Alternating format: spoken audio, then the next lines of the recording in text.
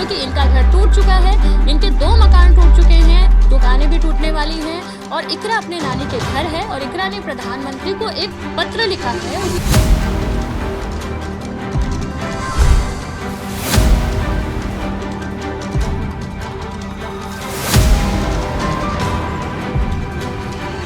अपना भी कागज है, मीटर है, ये तमाम चीज़ें, तो कम से कम एक धनराशि दुकानदारों को भी दे दिया जाए ताकि दुकानदार अगर पैसा नहीं उसके पास होगा तो घर से ही धंधा कर सके। कौन से विकास की आप बात कर रही हैं?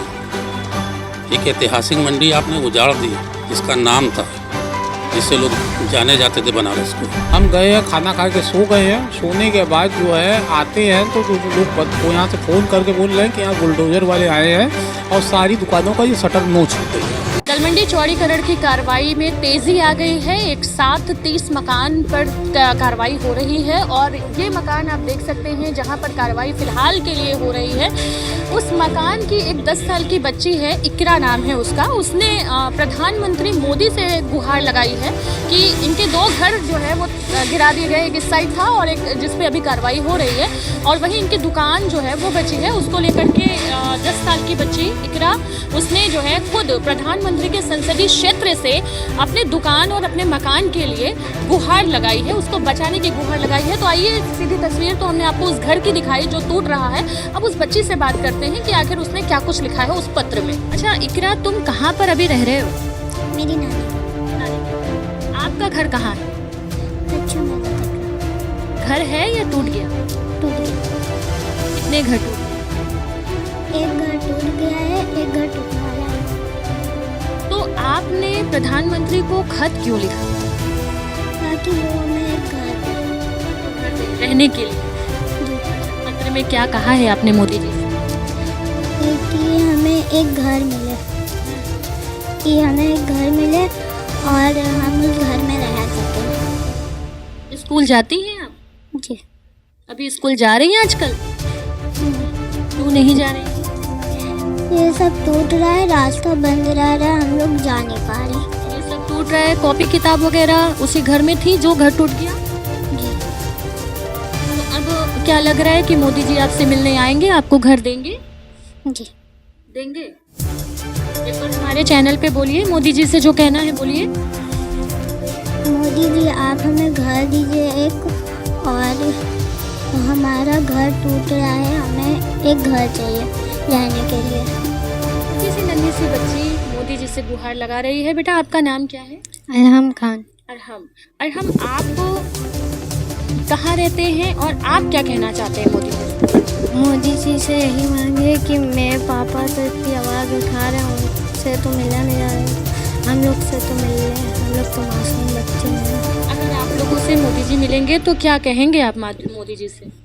कि हम लोग को एक नया घर दें, हम लोग का दोनों घर टूट चुका है। देखिए, अभी तक तो जो संघर्ष हमने देखा वो करीब करीब सभी ने देखा होगा, और संघर्ष में हम इतना खोए हुए थे कि हमको लगा ही नहीं कि मेरा एक के बाद दूसरा मकान भी करीब करीब टूट गया। 2 मकान टूट गए, और एक अभी तो बाकायदा एकदम टूटने ही पे है, ख़त्म पे है। और फिर भी आप देखी होंगी कि हमेशा हम मुस्कुराते नज़र आए हैं, और लोग हमसे बाद में पूछते भी कि यार तुम मुस्कुराते हो, हंसते रहते हो, तुम्हारा मकान टूट गया। कभी मतलब इतना नहीं, क्योंकि मैं संघर्ष पूरे दालमंडी के लिए लड़े। देखिए, जो जानवर होता है ना, सिर्फ अपने लिए जीता है। इंसान पूरे जहान के लिए, पूरे लोग के लिए जीता है, जिसके साथ रह रहा है उसके लिए जी रहा है। तो ये पूरी दालमंडी मेरी है, इसीलिए हमने सबके लिए संघर्ष किया। लेकिन परसों रात में जिस समय हम आए ना, तो मेरी बिटिया ने कहा, पापा ये वाला भी घर तो अब कल भर का है, कल टूटना चालू हो जाएगा, आप घबराइए मत। लेटर मुझको निकाल के दिखाई कि ये देखिए हमने लेटर लिख रखा है। मैंने खुद से लेटर लिखा? हाँ, दिखाई तो हम आश्चर्य किए, देखा, कह रही कि हमने मोदी जी को लेटर लिख दिया है, और वो मोदी जी मासूम बच्चों की बात बहुत मानते हैं और हम लोगों को घर भी देंगे, आप परेशान मत होइएगा, हम लोगों को रहने का आज तो नानी किए हैं, फिर हम लोग घर में चले जाएंगे। तो हमको मतलब पहली बार ऐसा हुआ कि मेरी आंख भर आई, जो कि इतने पूरे संघर्ष में ये बच्ची ने इतनी बड़ी बात कही। जी, क्योंकि एक बेटी होती है ना, बेटी बाप के लिए होती है, ये तो सच्चाई है कि बेटी बाप को बहुत जान समझती है। तो कहीं ना कहीं से ये बिटिया मेरे लिए समझ रही थी। और दूसरे तो पिछले वीडियो में भी आपने देखा होगा, जिस तरह मेरा इधर का मकान गिरा था, तो उसमें इतना तक हमको समय नहीं मिला था कि पूरा सामान मेरा उसमें लाखों का दबा था, जो कि तमाम वीडियो आए थे, आप लोग देखे भी होंगे। उसमें मेरे बच्ची की बस्ता वगैरह कॉपी किताब भी दबी, ठीक है। तो इस समय हम लोग बहुत ताई से गुजर रहे हैं, लेकिन फिर भी एक भरोसा है कि सारी ताकत के पीछे भी एक ताकत ऊपर है। आज नहीं कल, कल नहीं परसों कुछ ना कुछ अच्छा होगा, इसलिए मैं संघर्ष कर रहा हूँ। क्या नाम है?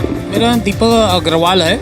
मेरी दुकान यहाँ 70 साल पुरानी दुकान है, 70 साल पुरानी मेरे दादाजी की दुकान है, मेरी भी दुकान है बगल में, मतलब इसी में जो है मेरी वाइफ की भी दुकान है, मेरी 2 दुकान है। कब कार्रवाई हुई? ये हुआ क्या कि रविवार को जो है हम यहाँ दोपहर में 2 बजे तक थे, 2 बजे तक कुछ नहीं था। 2 बजे के बाद जब हम घर गए हैं, खाना खा के सोए हैं, रविवार का दिन था, उस दिन बंदी का दिन था, हम गए हैं खाना खा के सो गए हैं। सोने के बाद जो है आते हैं तो लोग यहाँ से फ़ोन करके बोल रहे हैं कि यहाँ बुलडोज़र वाले आए हैं और सारी दुकानों का ये शटर नोच दे रहे हैं। और आपका शटर बंद था और वो बुलडोजर से तोड़ दिया गया। हाँ, दुकान मेरी बंद थी, ताला बंद था, 79 ताला बंद था, 2 गोदरेज के ताला बंद थे। और बंद होने के बाद जो है हम आते हैं तो देखते हैं बुलडोजर से शटर नुचा हुआ पड़ा हुआ है। मेरी दुकान एकदम नंगी हो गई है, शटर हट गया है, पूरी दुकान में मेरे माल भरा हुआ है। जबकि हम लोग इनकम टैक्स पेई है, GST नंबर है, सब कुछ मेरा है। यहाँ कोई सड़क छाप टाइप के दुकानदार नहीं है, हम लोग एक होलसेलर दुकानदार हैं। और आते हैं तो मैं देखते हैं कि मेरे दुकान का शटर नुचा हुआ है। और ये लोग जो कार्रवाई किए तो इन्होंने मकान खरीदा है, जो भी है मकान मालिक से मकान खरीद लिया। और हम लोग के बिना मतलब यहाँ पर रहे आते हैं, दुकान का शटर नोच देते हैं, नोचने के बाद मेरी दुकान को नंगा कर देते हैं, माल हमारा लूट जाए, बर्बाद हो जाए, कुछ हो जाए, कोई मतलब नहीं। एक साथ 30 मकान को तोड़ा जा रहा है। क्यों? क्योंकि काशी विश्वनाथ कॉरिडोर जाने के बाद लिए ये रास्ता जो है वो सुगम बन सके। दुकानदार हमारे साथ हैं, दुकान उनके सामने टूट चुकी है और सामने अभी भी बुलडोजर से कार्रवाई हो रही है। मेरी जो दुकान टूटी है ना, अभी तक इसमें 6 लोगों ने रजिस्ट्री नहीं की है। ये दुकान थी मेरी। ये दुकान थी आपकी? हाँ, 6 लोगों ने रजिस्ट्री नहीं, अभी भी नहीं की है। बिना रजिस्ट्री के तोड़ दी? इधर की हुई थी और इधर की टूट गई। टूटी हो गया 2 महीना हो गया। क्या कर रहे हैं तब से? अब बैठे हैं, क्या करेंगे। उसी से घर का चलता था, लेकिन अब वो दुकान नहीं रही तो आगे क्या कुछ सोचा? कुछ मुआवजा वगैरह मिला? किसी दुकानदार को 1 रुपया नहीं मिला है, खाली मकान मालिक को मिला। कितने साल से दुकान थी? 35 साल पुरानी थी। 92 में हमने खोला था। 1,80,000 रुपये उस वक्त हमने दिया था उनको पगड़ी के रूप में। उसी से घर का भरण पोषण चलता है। 2 बच्चे हैं, तो मियाँ बीवी हम 4 लोग की फैमिली है। फिलहाल बैठे हैं 2 महीने से। कहा जा रहा है कि इस दाल मंडी का विकास किया जा रहा है। कौन से विकास की आप बात कर रही हैं? एक ऐतिहासिक मंडी आपने उजाड़ दी, जिसका नाम था, जिससे लोग जाने जाते थे बनारस को। कौन सा ऐतिहासिक मंडी उजाड़ के आप कह रहे हैं कि विकास हो? ईद तक कोई कार्रवाई नहीं हुई, अब ईद के बाद एक साथ बड़ी कार्रवाई, 30 मकान एक साथ तोड़े। आप जो रजिस्ट्री हुई है उसको तोड़ रहे हैं, ठीक है, मगर दुकानदारों के बारे में ध्यान देना चाहिए। बस इतना ही कहना चाहते हैं। हमारे साथ मंडी तोड़ के आप क्या साबित करना चाहते हैं? आप 4-4 फीट ले लेते हैं, बात बन जाती, 20 फीट की रोड हो जाती। 650 फुट जो बनारस में है क्या 17.5 मीटर की कोई रोड? अगर हो तो आप बता दो। आप यहाँ से भीड़ ले जाके आप चौक पे निकालो कि चौक पे है क्या उतनी भीड़ संभालने के लिए? है नहीं है ना, क्या मतलब है उसका? दुकानदारों को अभी भी गवर्नमेंट अमन नहीं कहते हैं। सारी दुकानें हैं, सारे लोग उजड़ भी गए, लेकिन उसका अपना भी कागज़ है, मीटर है, ये तमाम चीज़ें। तो कम से कम एक धनराशि दुकानदारों को भी दे दिया जाए, ताकि दुकानदार अगर पैसा नहीं उसके पास होगा तो घर से ही धंधा कर सके, कोई दूसरा कारोबार, जीविका के लिए, पेट पालने के लिए। तो मैं योगी आदित्यनाथ जी से कहूँगा, अब वाराणसी के प्रधानमंत्री संसदीय क्षेत्र उनका है, हम उनसे भी कहेंगे कि दाल मंडी एक ऐसा, जैसे देखिए अभी उन्होंने कहा, महंत वीरभद्र जी के लड़के ने, विशंबरनाथ ने कहा कि यहाँ पे जो हेरिटेज सिटी है ये, और हेरिटेज सिटी को उजाड़ने का कोई तू नहीं है। तो महंत जी ने भी इस बात को कहा था। तो हमारे कहने का मतलब चीज़ें, चौक, दाल मंडी और आपके नई सड़क, ये सब हेरिटेज सिटी में है। इतनी पुरानी मंडी है, देखिए हमारी पुरानी मंडी है, कम से कम हम आपको बता दें, यहाँ जो बिजनेस दुकान, पहले कटरा नहीं था, दुकानें थी सड़कों पे, ये कम से कम नहीं तो ये हज़ारों साल पुरानी मार्केट है। पहले यहाँ लकड़ी का पटरा लगा रहता रहा, दुकानों पे पल्ला रहता रहा, फिर बाद में किसी ज़माने में लोगों ने देखे लकड़ी का जब पटरा लगा, इससे बुरा पटरा लगा रहता रहा, तो लोगों ने अपना जो है हर दौर में अपना परिवर्तन। कहा जाता है बड़ी बड़ी हस्तियाँ इसी दाल मंडी से। भाई दाल मंडी के अंदर यही जगह बकौल बिस्मिल्लाह खां साहब कभी पूरे हिंदुस्तान में उछल के शहनाई नहीं बजाते रहे, लेकिन 8 मुहर्रम के दिन इसी चौक थाने के बगल कुंदी का टोला के जो पतंग मार्केट से चल के और ये जाते थे चमामा कुआं तलक शहनाई बजाते थे। इसी इलाके में लच्छू महाराज जी रहे हैं, इसी इलाके में आगा हश्र साहब थे जो ब्रिटिश दौर के वक्त में ड्रामा चलता था, इसी दौर में मिर्जा अच्छू साहब थे जो ऑनर मजिस्ट्रेट थे अंग्रेज़ों के दौर में, इसी इलाके में जो है हकीम काजिम साहब थे जिनको देश विदेश में जाते थे वो अपना इलाज कराते रहे, लोग का इलाज करते रहे। बड़ी बड़ी हस्तियाँ इस दाल मंडी से। इसी इलाके में पुरानी अदालत थी जो अंग्रेज़ों के दौर में जो है, इसी इलाके में फांसी घर था, इसी इलाके में सब कुछ था, ऐसा नहीं इस इलाके का, ये बहुत पुराना इलाका है और बहुत ऐतिहासिक इलाका है। और अब इसका सुंदरीकरण होगा और नया स्वरूप देखने को मिलेगा। देखिए गवर्नमेंट जो चीज़ बनाएगी वो सुंदरीकरण करेगी, ऐसा नहीं इस इलाके में अभी दाल मंडी का इलाका वैसे ही रहेगा, आगे के पीछे के आगे दुकान होगी। बस मेरा आपके चैनल के माध्यम से है कि योगी आदित्यनाथ जी जो उत्तर प्रदेश के अच्छे मुख्यमंत्री 2 बार जो वो जीते हैं, कम से कम एक बार कम से कम आम दुकानदारों का भी ख्याल कर दें, दुकानदारों की मदद कर दें ताकि उनके भी बाल बच्चे खुश रहें।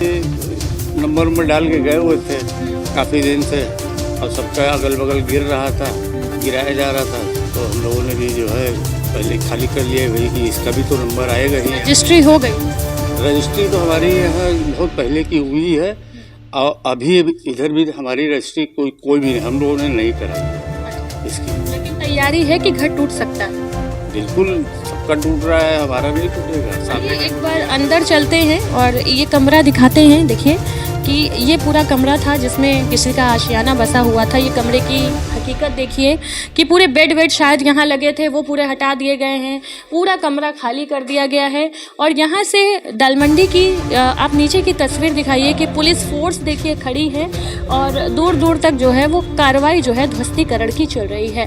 और अगल बगल जितने भी मकान हैं, नए हो या पुराने, देखिए रजिस्ट्री हो रही है और उसको जो है तोड़ने की प्रक्रिया तेज़ हो गई है।